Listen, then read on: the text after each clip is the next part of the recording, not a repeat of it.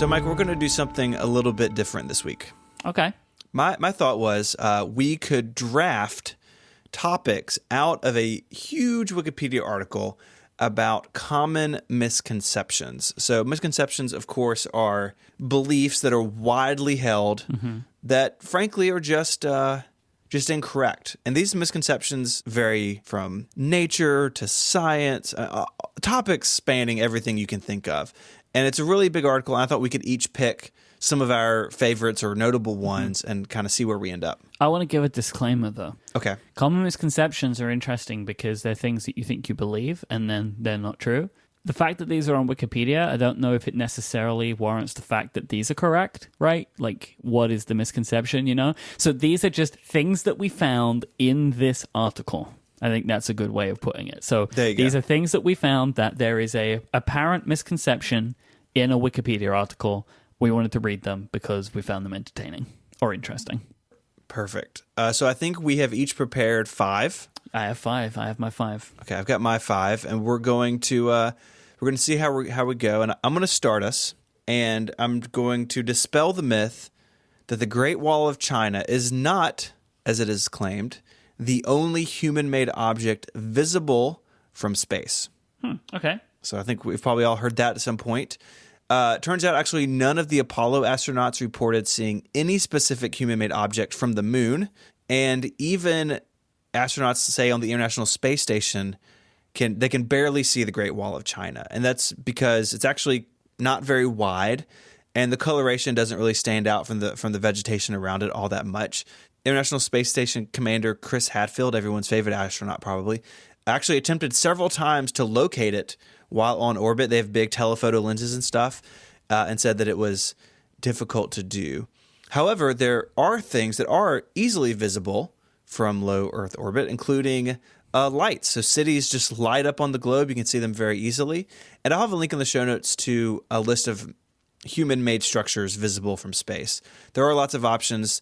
The Great Wall of China is not the only one, and it's actually itself difficult to see. That's pretty cool. I wonder how that came about.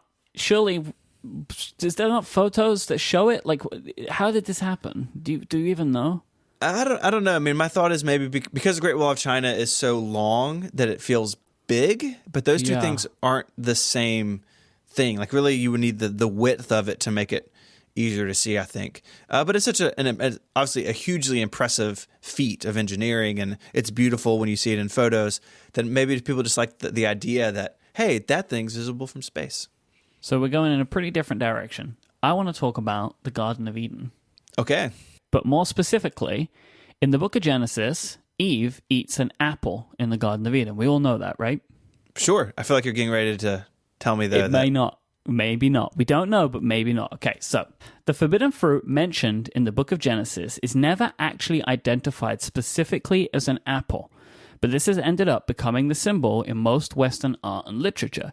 The original Hebrew texts only mentioned the words tree and fruit. So it could be anything. Could be an orange, could be an avocado, or maybe even a durian. You know, they all come from trees. Where does this confusion come from? Why do people think that this is definitely an apple that's being described? The confusion could be because the earliest Latin translations of the Hebrew text use the word mali, M-A-L-I, which can be translated to mean both evil or apple. It's the same word for both things, right? Yeah. So apple fruit, evil fruit. Furthermore, in early Germanic languages, the word apple can be used more broadly to categorize all fruit. So what you're saying is this word is not as specific as we may think of it today.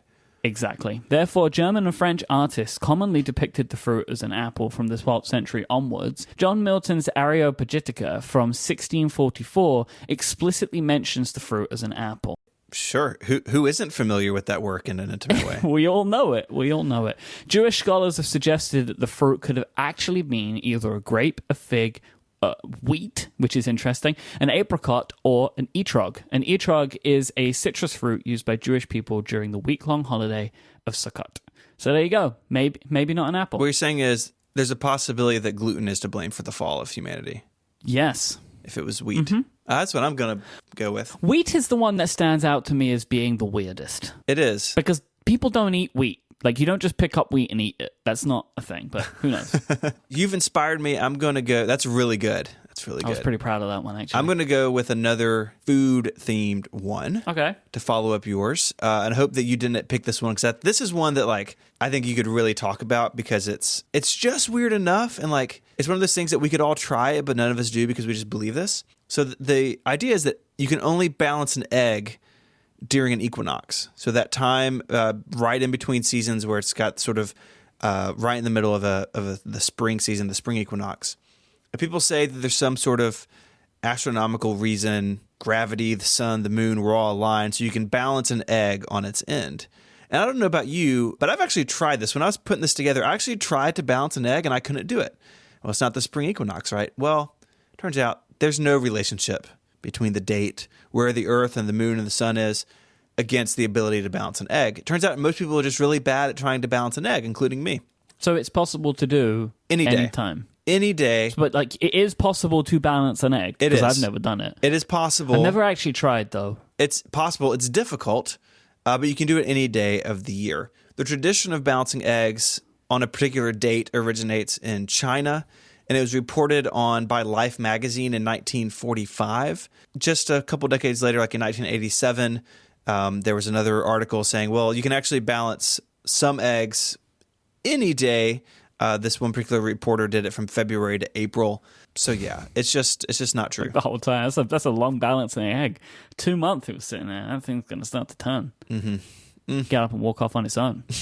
Talking about walking, actually, I want to talk about sleepwalking. Ooh. So I'm sure that we're all aware that waking somebody if they're sleepwalking could cause such a shock to them that they might die, right? We've all heard this. This is wrong. Walking sleepwalkers doesn't harm them at all. Of course, if you are suddenly awoken and find yourself to be in the kitchen making a sandwich, you would be quite surprised. But the biggest problem you would face is temporary disorientation. It is, of course, when you think about it, significantly more dangerous for you or anybody else to be walking around whilst asleep with your eyes closed in your home.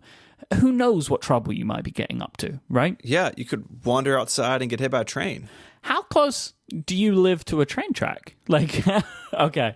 Not really that close. Also, trains are loud. That'd probably wake you up. But yeah, I get what you're saying, right? You could walk through a window. You could fall down a flight of stairs. Lots of really bad things. So next time you see Aunt Mary wandering around trying to exit the house through a closet door, give her a little nudge instead. It's a very specific example. We don't need to get into this right now. This episode of Ungenius is brought to you by Squarespace. Make your next move with Squarespace. It lets you easily create a website for your next idea with a unique domain name, award-winning templates, and more. Maybe you want to create an online store, or maybe you need a portfolio to show off your work, or maybe you want to create the next big blog. Squarespace is the all-in-one platform that lets you do all that stuff, and there's nothing to install, no patches to worry about, no upgrades are needed. You don't have to worry about that kind of stuff because Squarespace has it covered. If you do need help, they have award-winning 24/7 customer support. They allow you to quickly and easily grab a unique domain name, and you can pick from all those award-winning templates that are all beautifully designed for you to show off your great ideas. At Relay FM, we've used Squarespace from day one for our blog. Anytime we have an announcement about a new show or event tickets or anything, that all goes on Squarespace. Their plans start at just $12 a month, but you can start a trial today with no credit card required by going to squarespace.com/ungeniused. When you do to sign up, use the offer code UNGENIUS to get 10% off your first purchase of a website or domain name and to show your support for this show. Once again, that's squarespace.com/ungeniused and the code UNGENIUS to get 10% off your first purchase.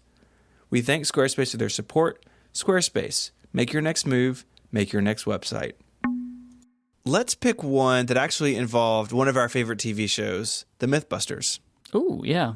So I think we've all been to tall buildings and they say, hey, don't drop change over the side. You could kill somebody, right? This is actually very true for some reason just in popular culture, that a penny dropped from the Empire State Building would kill a person on the sidewalk walking underneath the building, right? So it seems obvious. You're walking down the sidewalk, you're listening to an episode of Ungeniused. Yep. Some jerk drops a penny off the top of the building, and then you're toast. It goes straight through your head, like cuts you in half, that kind of thing, right? Right.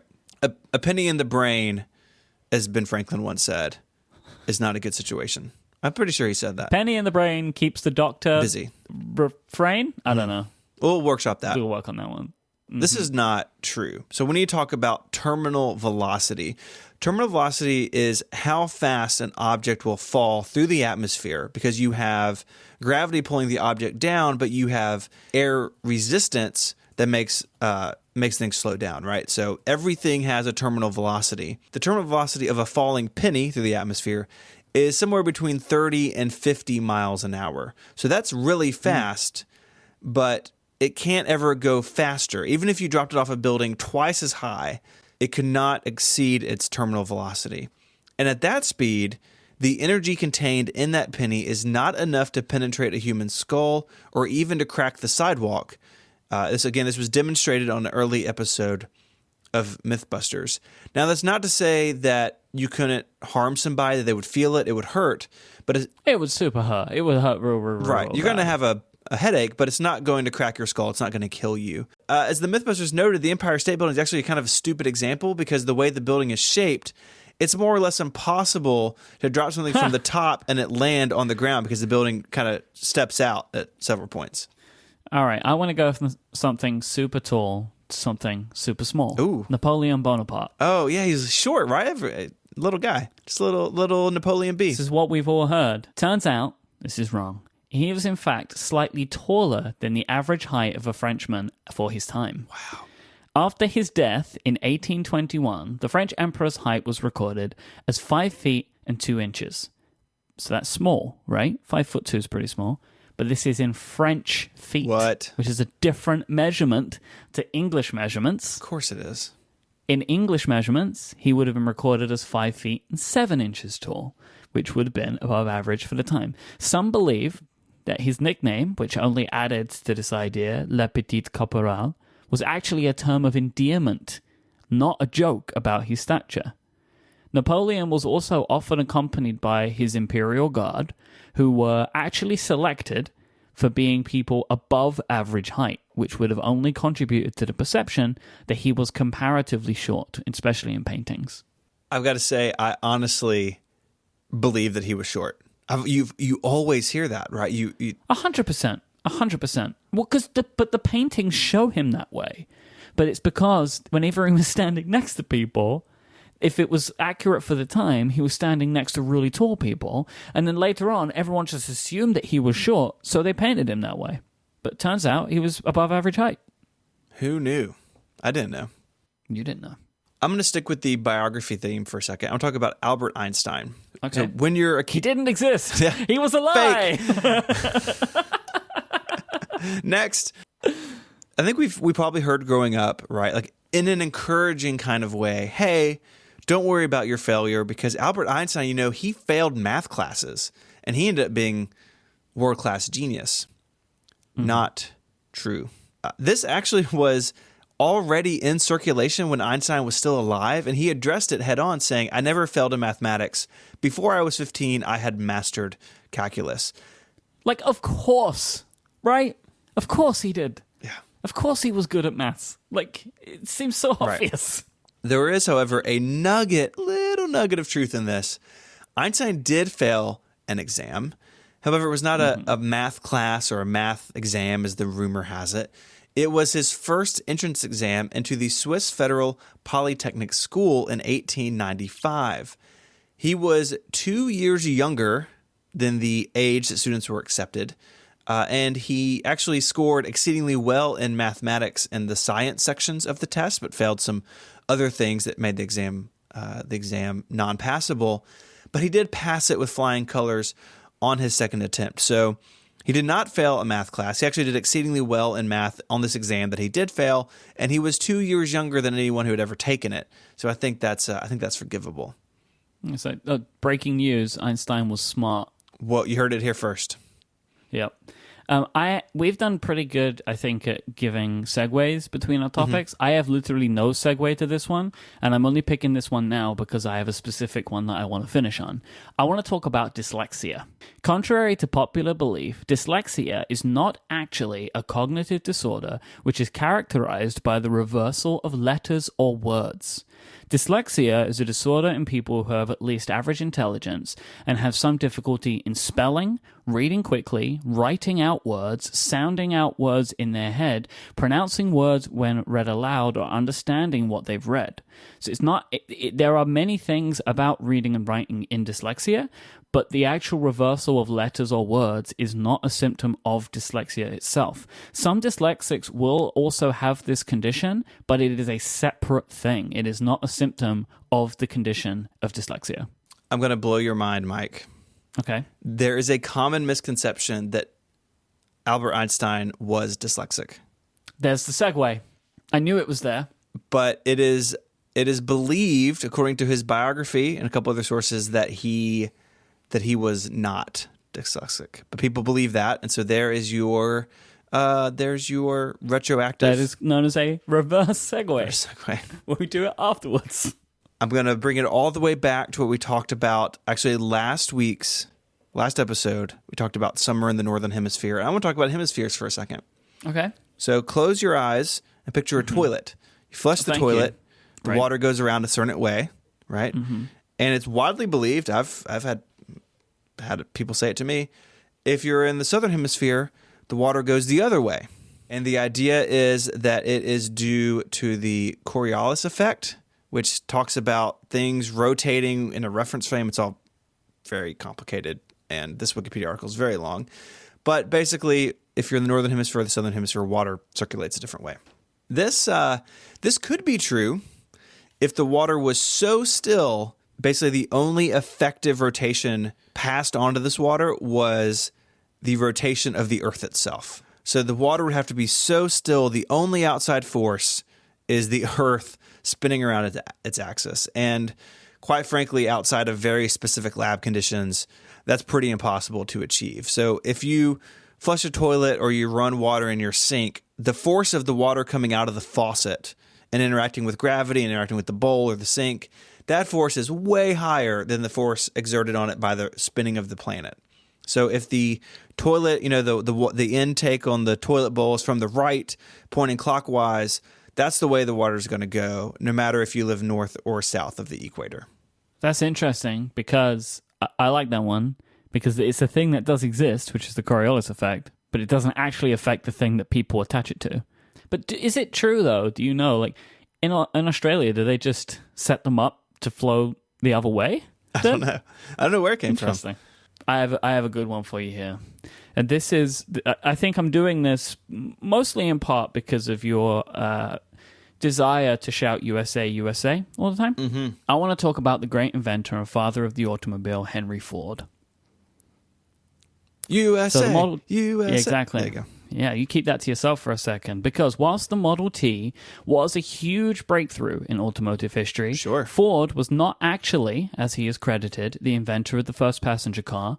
Neither was he the creator of the assembly line. What? The true title of the creator of the car goes to a man you may be familiar with, Carl Benz, the co-founder of Mercedes-Benz.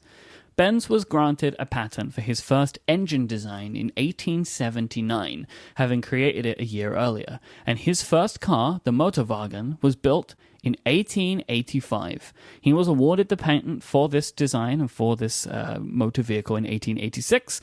The original Motorwagen only had 3 wheels, and he sold 25 of them between 1888 and 1893, when he then introduced a 4-wheel version. Mass production of motor cars in general began in 1901 at the Olds Motor Vehicle Company owned by Ransom E. Olds. The concept was then expanded greatly by Henry Ford beginning in 1913. He did in fact create the world's first moving assembly line, but the idea... A little nugget of truth. He did something, right? And also, of course, the Model T can be credited for severely increasing the availability and production of the motor car, but Henry Ford did not invent the motor car. There were motor cars many years before him, and there were people making motor cars on an assembly line many years before him as well. So the idea of an assembly line in general has existed long throughout human history anyway, right? Like the idea of an assembly line being created in the 1900s just isn't true, because you can find examples of this throughout history of people just standing in a row and building something together. But yeah, there you go. Ford did not create the car or the assembly line. So we're let down. I think Olds was an American though, so he was the first person to build a car on an assembly line. But the credit of creating the automobile will go to Carl Benz. It's funny to me, really, that the person who did create it was a founder of a company that's still very successful in a business today. Mm-hmm. You'd think that Mercedes would lean into that a little bit more, but turns out no. Well, if you want to learn more about these misconceptions, there are a whole bunch of links over on the website, relay.fm/ungenius/59. Mike, you can play along at home because there are many, many, many, many, many more misconceptions that you can read for yourself. It wasn't a super exciting draft. I don't think we sniped each other at any point, but there are just hundreds of them. So it would have been almost impossible for us to find a way to do that, I think. Mm-hmm. So if you want to read more, go check out that URL. You can get in touch. You can send us an email from the website, or you can find us on Twitter. The show is at Ungeniused. You can find Mike there as IMYKE, and you can follow me as ISMH. A bunch of our topics come from listeners, so send in your favorite weird things on Wikipedia. And until our next evil fruit basket arrives at our egg balancing convention, Mike, say goodbye. Goodbye. Adios.